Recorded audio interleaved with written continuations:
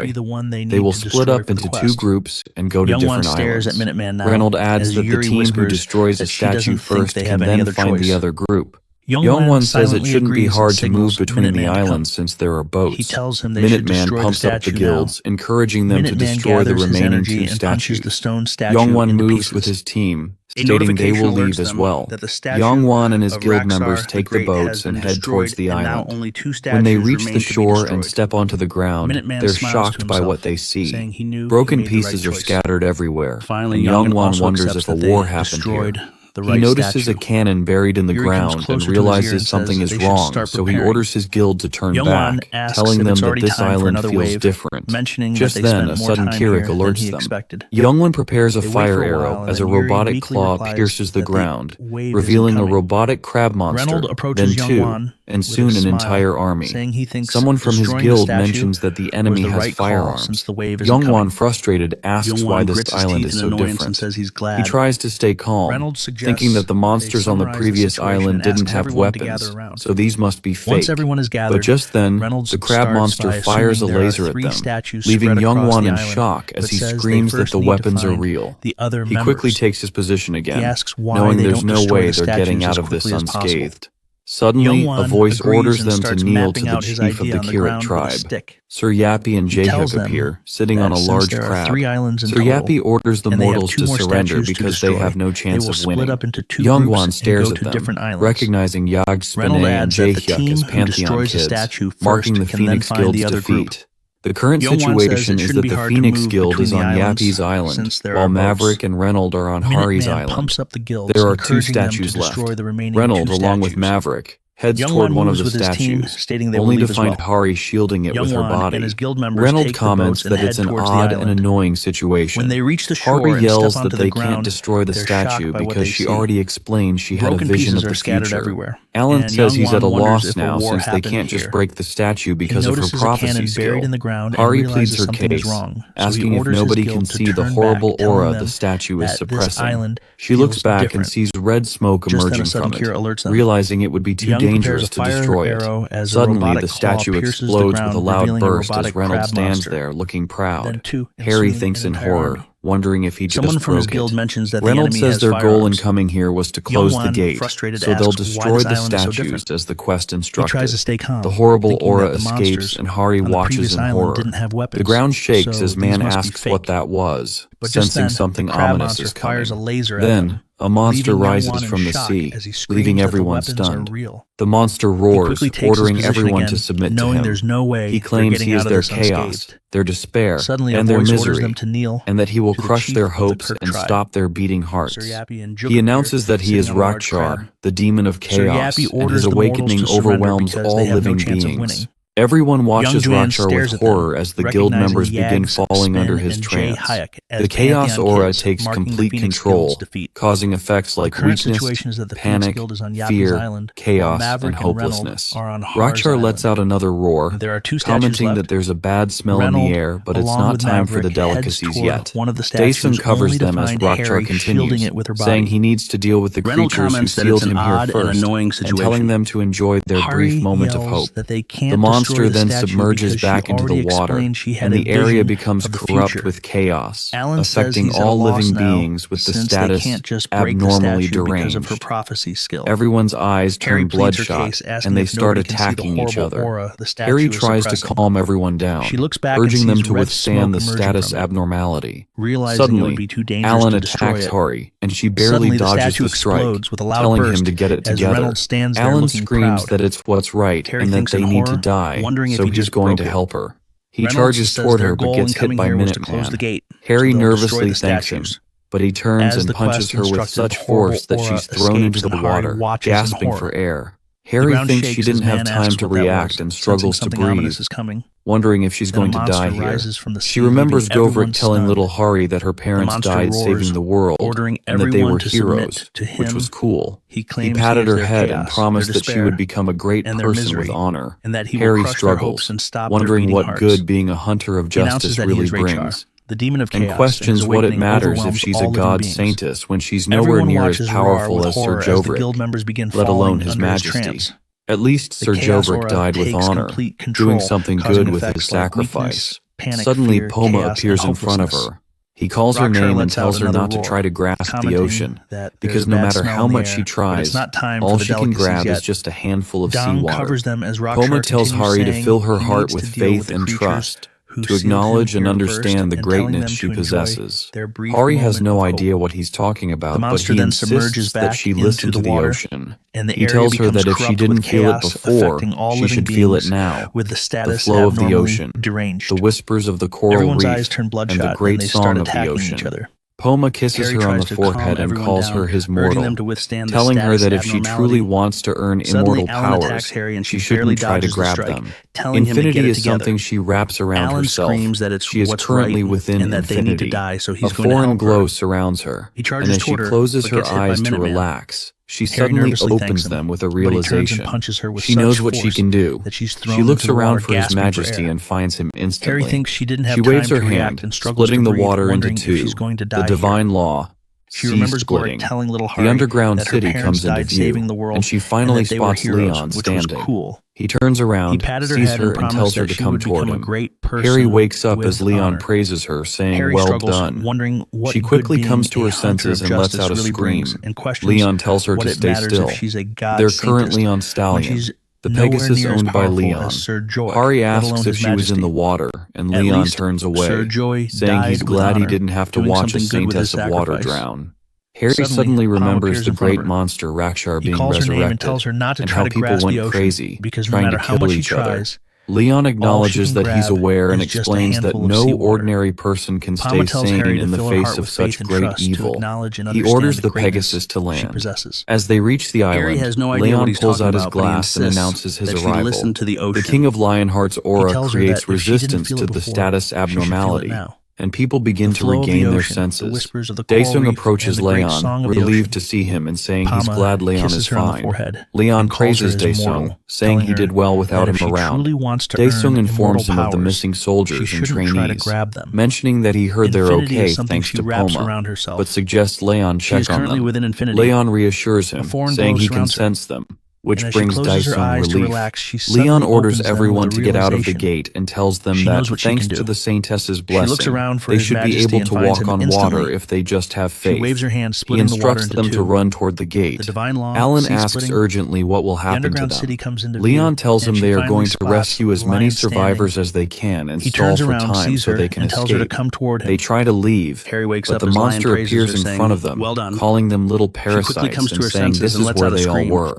He tells them he has long awaited this moment. He begins to build a fireball but stops, sensing the aura of a Grail Knight as Yappy appears in front of him, sitting on a crab. The monster yells that they should all be dead and asks how they are still alive. Yappy activates his third gun selection and opens fire. The shots hit, but the monster remains unscathed, saying that they have switched the ammo for divine artifacts, but these are nothing against him.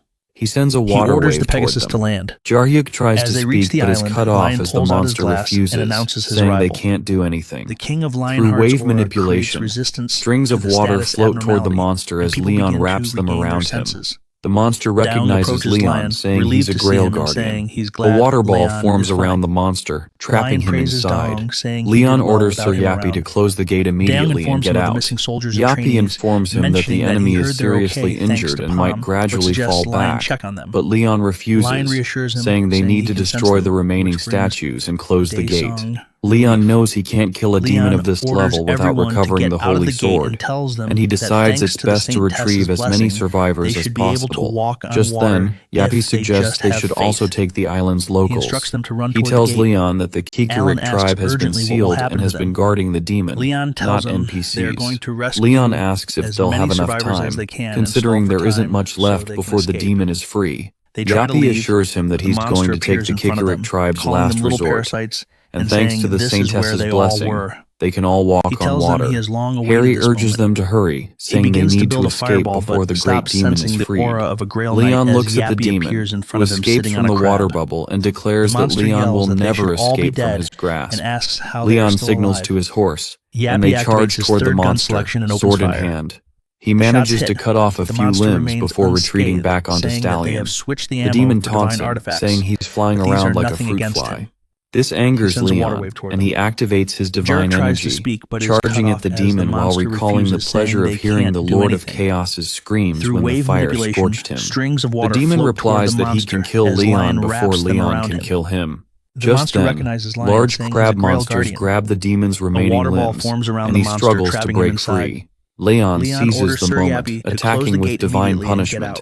Flames of war. His eyes glow a different color as he declares, "Let there be glory to Lionheart's name." Leon prepares his attack, divine punishment, flames of war, as the demon screams his name in pain. The knights watch in horror, questioning whether a human can possess that much power.